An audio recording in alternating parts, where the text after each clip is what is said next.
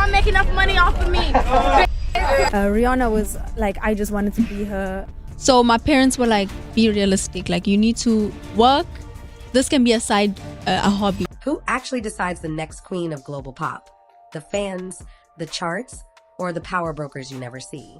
And if a new star starts glowing too bright, who flips the switch?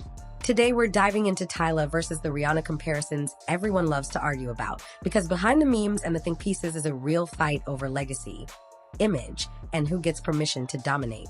But here's the catch. This isn't a Stan War recap. It's the blueprint. How a newcomer from Johannesburg turned one viral track into a world takeover. And why that rise put her in the crosshairs of the internet's favorite measuring stick. Let's get into it. Tyla didn't tiptoe in. She crashed the door with a splash. Water didn't just trend. It soaked the timelines until people who never searched her name could hum the hook. It leapt into the US top 10 and later scored a historic Grammy. A debut album followed, lean and replayable, proving she wasn't a moment, she was a plan. Even the setback added stakes. With a tour on the calendar and headlines rolling, she pressed pause because of an injury. For most new artists, momentum can vanish overnight. Tyla treated it like a plot twist, not an ending. And that's when the internet did what it does best. It started comparing. Quick pause, if you're into fast, no fluff pop deep dives, tap like right now so this video breaks through the algorithm wall. Hit subscribe and turn on notifications because in the next few minutes we're unpacking the label playbook, the fashion chess, and the two quiet power moves that decide who actually wins the pop crown. Alright, back to the story. Why the Rihanna parallels caught fire, and why Tyla keeps answering without flinching. It started as a compliment and morphed into a cage, the new Rihanna. Stylish, unbothered, global. The shorthand was easy, the narrative even easier, and Tyla heard it all. Her response stayed calm and laser clear. It's flattering, sure, but she's her own artist, and she's building something that doesn't fit inside anyone else's outline. That line mattered. It set the boundary. Inspiration isn't imitation. And it turned the spotlight back on the machine that recycles rivals for clicks while artists are still writing chapter 1. Because the truth is, comparisons don't just happen. They're fed by looks, moments, and the rooms you enter. Fashion isn't background noise in pop, it's a megaphone. Tyla understood that from day one. Her Met Gala debut didn't just go viral, it parked her on best dressed lists next to veterans. You could argue it was the moment she graduated from breakout singer to cultural event. A year later, she returned with sharper tailoring and heavyweight styling. Same stairs, different message. She's not a fluke, she's a fixture. And when she hit major award carpets in carefully chosen vintage, little nods to icons without carbon copying them, she proved she knows how to quote the past without getting trapped by it. That's a hard needle to thread, and it keeps fashion editors talking. But the louder her outfit spoke, the louder the crowd got about the comparisons. Some fans applauded the lineage. Others cried copy-paste.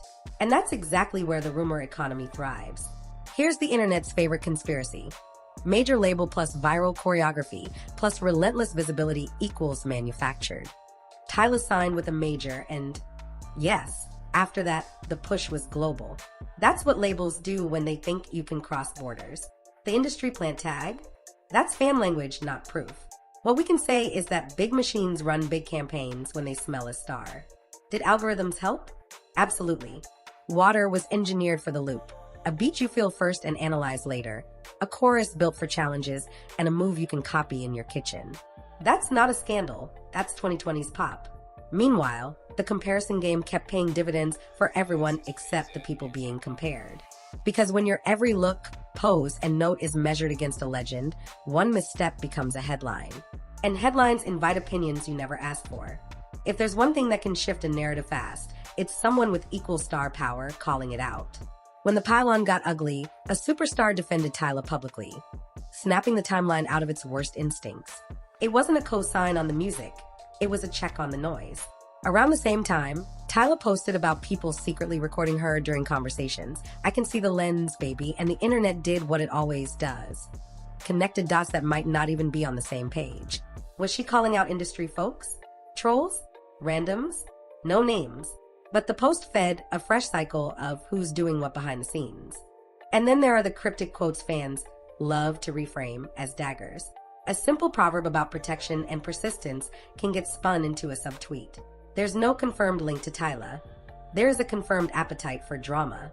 When Tyla spoke about being colored in the South African sense, the US internet heard a different word with a different history.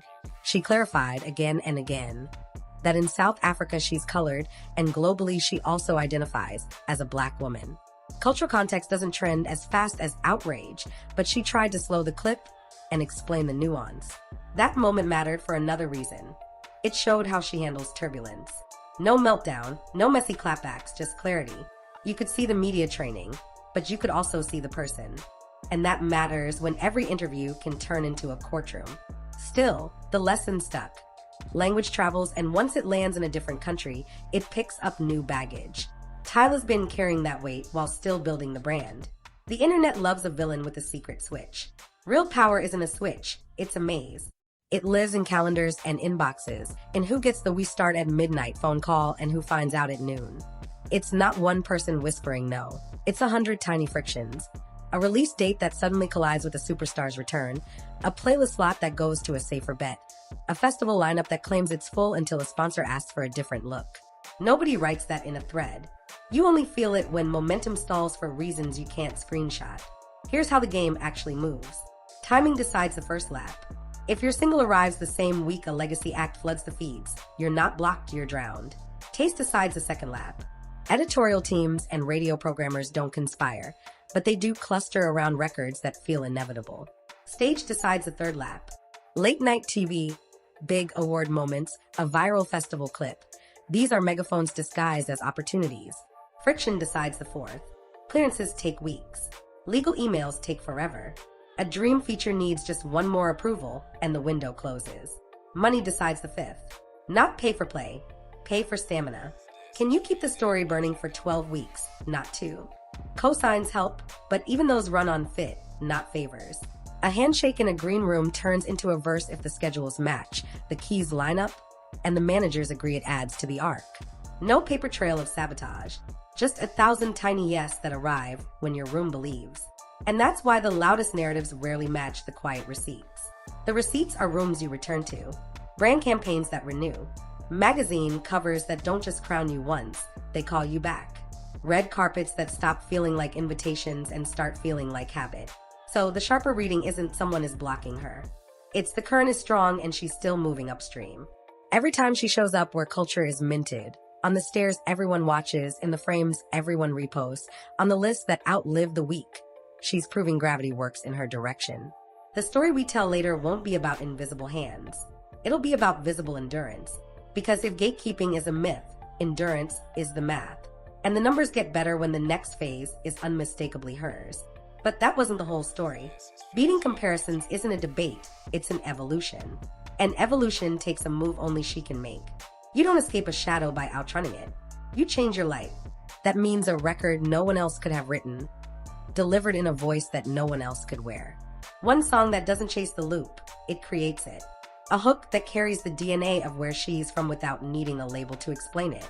When that lands, the algorithm doesn't push it, the people do. The comment section switch from "this reminds me of" to "this sounds like her." The sound should surprise without abandoning the core. Keep the pulse that made the world lean in, but sharpen the silhouette. Let the percussion feel like feet on the pavement at 2 a.m. Let the melody climb like a skyline. Let the bass speak in a dialect you hear before you translate. Put the writing closer to the bone. Not diary pages, polished truth. Short lines that feel overheard, not announced. A detail so specific it couldn't belong to anyone else. A street name, a smell, a mistake, a promise that didn't make it home. That's how a song becomes a signature, by wearing a scar where others wear gloss. Then build the world. Not a pile of singles, a season. A tight run of drops with connective tissue people can trace. Titles that echo, visuals that rhyme, motifs that evolve. The water becomes a storm. The storm becomes a calm. The calm hides a riptide. Each release answers one question and asks a better one. Easter eggs the fans can actually find. A color they start to expect. A symbol that shows up where the chorus hits. Give the audience something to map, not just something to replay. When the world is coherent, every platform becomes a chapter, not a silo. Choose collaborators like plot twists, not headlines. The perfect feature isn't the biggest name. It's the one that makes the record tilt. Someone who opens a new corridor in her voice. Someone who can meet her halfway and still sound unfamiliar. Think chemistry, not clout. Production that reveals a new texture, not a new trend. The flex isn't look who texted back. The flex is listen to what this did to the song. Now pace it. Not a flood. A heartbeat. Long enough between drops to build hunger. Short enough that momentum never cools. Tease with fragments that feel complete by themselves. One couplet, 8 bars, a harmony that lives in a hallway video and then blooms in the official cut. Give fans room to participate without outsourcing the art. Let the best dance clip come from a phone you didn't hire. Let the best cover come from a voice you've never met. Own the spine. Let the internet add the ribs. And say something. Not a controversy for rent. A point of view that's lived in. Where she's from. What she had to unlearn. What joy costs when the room is loud. What fame gives that sleep takes away. If the lyric carries that voltage, the discourse turns into fuel instead of friction. The think pieces get written either way. Better they quote her lines than her likes. Do that, and the comparison era ends on its own. The question stops being, is she the next? And becomes, who follows her? Because the crown never moves in a straight line. It moves to whoever builds a world the rest of us can't stop visiting. One undeniable record. One coherent season. One voice that doesn't ask permission. That's the move only she can make. And when that moment arrives, the shadow doesn't disappear. It just looks smaller from where she's standing. Who do you think's gonna be the next person in the limelight? Don't forget to like, share, and subscribe to get the latest celebrity news and updates. I'll see y'all on the next one.